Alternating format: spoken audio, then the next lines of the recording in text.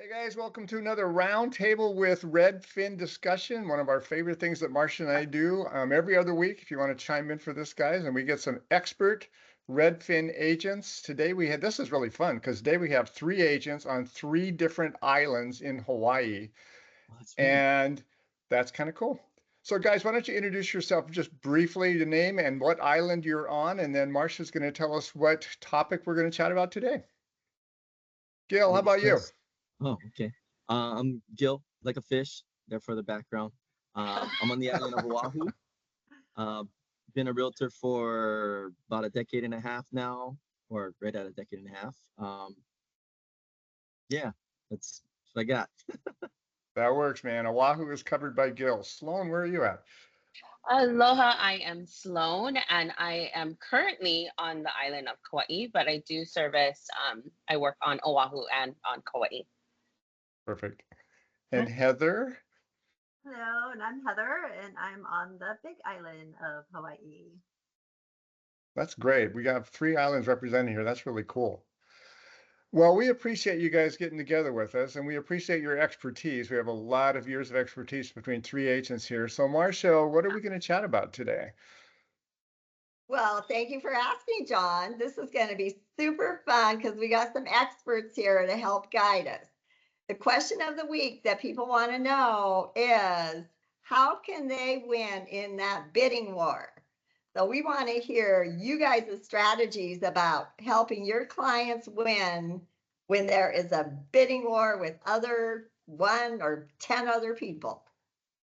Let's start with you, Gill. Oh, okay. Oh gosh, where to start?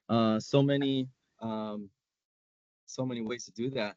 I'll just go over one. So, I mean, first of all, I think I like to have conversations with the agent. I like to dig out as much info as possible.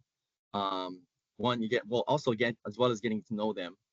You want that other agent to like you, or at least get a good idea of where you're coming from, what your client's about, and why your client's the best suit for this particular situation, as well as sometimes as myself as well. Letting them know what my experience is with the industry, or just knowledge base of that. If it's a building, predicting things up front, so I can just tell them like, hey, we're gonna nip that in the butt quick. Don't worry about it. Just getting ahead of the game. But I think that conversation is very important to get things started. Very Basically, good. don't make the other agent mad. Yeah. Right off the get-go. That's great, Gil. That's a great answer. So get to know the agent, be his friend, and then let him know your level of expertise in the industry. Yeah. I think that I just would add to that Gil's so right. It's about putting the whole package together, right? It's everything that Gil said, and then also wrapping in, you got like everybody, every part of the process, I think is so important. Putting that package together, your best foot forward, I think is super important. Okay, And Heather? then can I just say, oh, I'm sorry, I'm like interrupting this whole thing. Can I just say, like, let's bring back the bidding wars? My goodness. I mean, not, when I haven't, if we're talking about like market update, I haven't been in a lot of multiple offer situations lately. Maybe there's one if I'm on the buy side. Maybe there might be another offer or something, but I'm not seeing a lot of that. And then on the sell side, to be honest, showings are increasing, but I haven't seen multiple offers. So I guess whatever side of the fence you're on depends on your answer. But yeah, anyway, I mean, I remember when we were having, lines outside of open houses, and like I had 30 offers on one property and they were like hundreds of thousands of dollars over asking. I think gone are those days. And I think, my amazing coworkers here can attest that there's so many creative ways to win a bidding war, and it doesn't have to be just about financing, right? That helps. Let's not lie. You got the most money, you're probably going to win. But we're also looking at our terms. So what are our closing date? inspection contingencies? Are people willing to waive it? Are they going to say like, hey, inspection for information purposes only? We did tons of that, right? Where our buyers were like, we'll take it. We don't care that the roof is leaking and that the house was on fire 10 days ago. I'm just joking. We'd never tell clients to do that. We make them sign a waiver if that's what they want to do. Anyways, okay, I'll shut up. Please don't. Yeah, that was so entertaining. I loved it. But right, like it's true, you guys, Yeah. right? Like I mean, people, when buyers want a house, like they are willing to do whatever they're willing to do, and it's our job to guide them and keep them in constraints. And you know, if somebody really wants a house and they're like, so tell me what to do, you know, and there's somebody else that outbid them and the agent's willing to tell me a little bit of what the numbers are. My thing to my clients on the buy side is always like, how much do you want this house? Because it's only worth what somebody is willing to pay for it, right? So what are you willing to do? And what are the steps? And then it's our job to guide them through that process. Like, well, that sounds crazy. Or, okay, well, if that's what you want to do, let's see how it turns out, you know? But yeah, okay, I'll be quiet. Good stuff, Sloane. We appreciate it. Heather, what do you want to add to this? Well, I definitely agree. I think it's so important to contact that seller's agent and, you know, really find out what is the seller looking for. You know, how can we make this attractive specifically to them? You know, they may want a fast close. They may not want a fast close. They may want time to, you know, look around, to not, you know, assume what the, you know, the terms that they're looking for, but to really talk to them and get to know that agent, and definitely building that rapport with that agent and letting them know that you're responsive and that you are, you know, going to be able to facilitate a smooth process and have a good escrow. The other thing that I really like to use, and that I've used quite a bit recently, while we don't necessarily have bidding wars, I seem to have a knack for putting in an offer and then somebody else puts in an offer right away. Just had that happen this morning. So I really, you know, when that happens, and I really like to use the escalation clause. The escalation clause really helps to my buyers to put in a good offer and to have their highest and best available, but to not go too high above and beyond what they need to win that offer. So I really like using that to help my buyers win. Cool. So guys, how important is it for the financing piece here? 15-day close, solid approval. Do you want the lender to talk to the other agent? Give us some thoughts on that, please. Yeah, that has definitely helped too. Marcia has absolutely been a partner with me in that, and talking to the seller's agents and really enforcing that they're good, solid buyers. And I think that just really helps too, to see that we're a team and that we work together. Yep. I think tapping onto what Heather said, I think it's good to have a lender that is what's it called? Reactive and proactive. And what I mean by that is proactive, of course, you guys guide us down the path of, you know, us and the prospective buyers down the path of the best financial situation. But also when it comes time for submitting an offer, getting those pre-approvals and proof of funds letters, and kind of on the spot, right? We have to offer, and it comes at random times. And you guys are the best at just jumping on it, getting that issued, calling the agent and all that stuff. But you know, you run into some situations, and not to dig on normal banks or credit unions, you're kind of stuck to some timeline, some windows of time, right? Because they get off of work and they're done.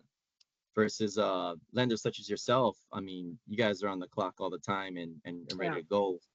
So I think that's a huge component, especially when you want to pull the trigger, say in 5 minutes, and somebody calls me and they're like, oh, okay, offer time, you know. So yeah, it's a 24-hour world we live in, true. both real estate and lenders these days, guys, to be competitive, isn't it?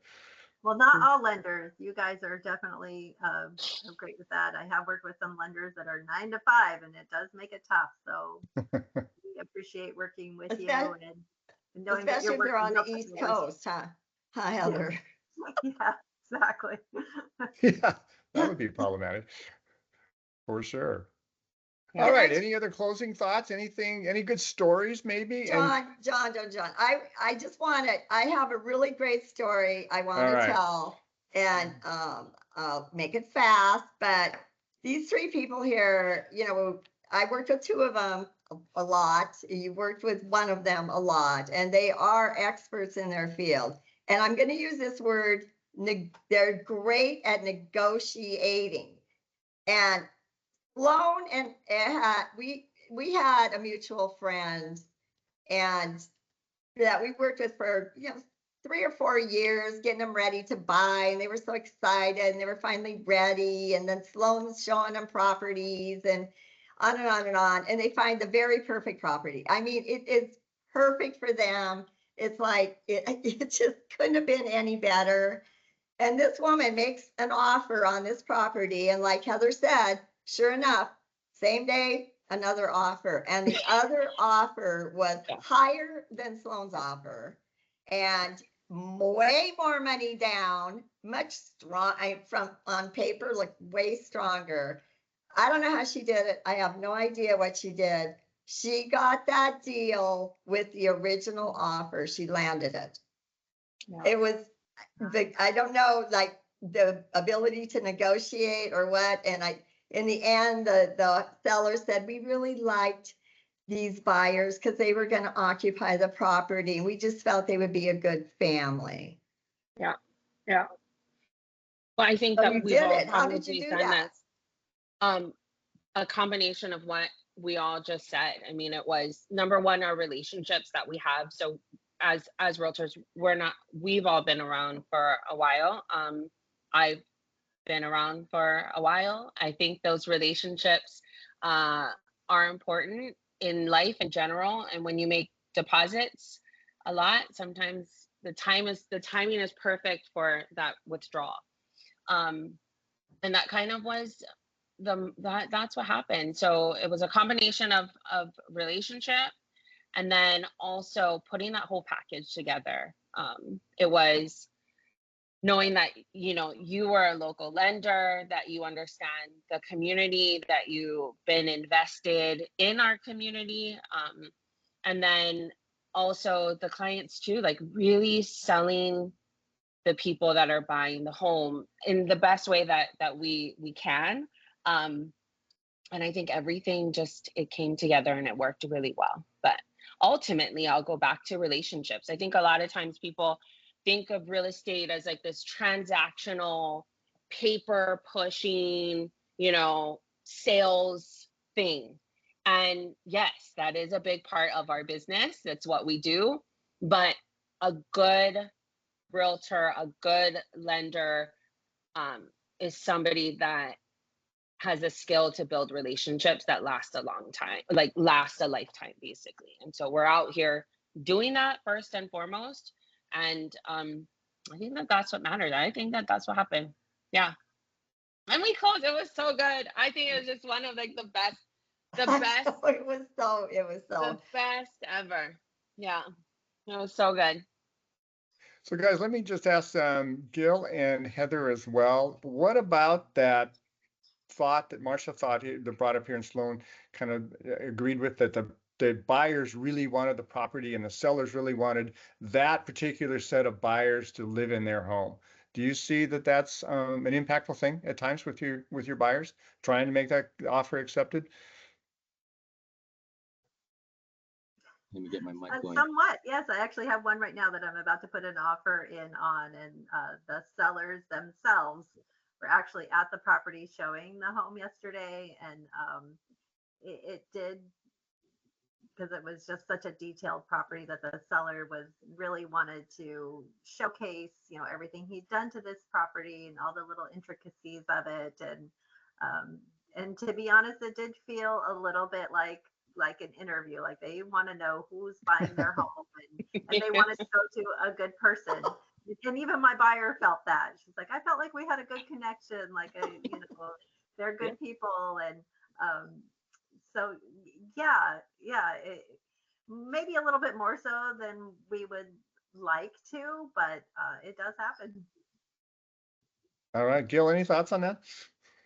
Yeah, no, I think it's like Sloane said, being with us being in the industry for a while, that gives us a lot of experience to basically run through a big part, majority of the island, or in Sloane's case, islands. Um, but it does help in that situation. For example, putting an offer, let's say Wahiwa, um, and it does help to um, know the island in general, right? Because if you really don't, you have some realtors that specialize in one area, and if there are some nuances in this other area, like I was saying, right, you want to get to know ahead of time, have those conversations, nip things in the butt ahead of time before you put the offer in, so that way once you get it in, you can explain these things, and they're like, well, those guys don't know anything about that. Now you Right. just leveled up, right? And I think my Portuguese hands over here. Um,